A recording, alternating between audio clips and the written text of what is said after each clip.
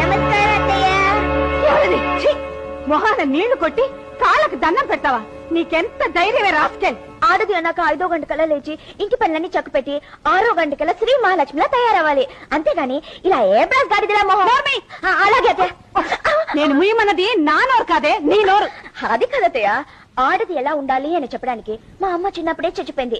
నిన్న నువ్వు చెప్పబట్టి అన్ని ఈ రోజు నుంచి పాటిస్తున్నాను. 5 గంటలకు లేవాల్సింది నేను కాదే, గాడిద. ఏ నువ్వు ఆడదానివి కావా అత్తయ్య? నార్మీ, ఈ ఇంటి కోడలుగా నేను చెప్పింది చెయ్యాలే తప్ప నేను చేసేవేవి నువ్వు చేయకూడదు. అర్థమైందా? అర్థమైపోయింది. అబ్బా, ఇదేదో పరమానంద శిశురాల్లా ఉందే. వద్దులే, తెలుగులోనే తగలడతాను గాని. నువ్వు మీ ఆయన సంతోషంగా ఉంటున్నారా? ఎంతో సంతోషంగా ఉంటున్నా. చెప్పుకుంటే సిగ్గేస్తుంది. ఈసారి సంతోషంగా ఉండేటప్పుడు నేను తీసుకెళ్లి చూపిస్తాను అత్తయ్య. ఏంటి, నన్ను తీసుకెళ్లి చూపిస్తావా? నీకేమైనా బుద్ధుందా?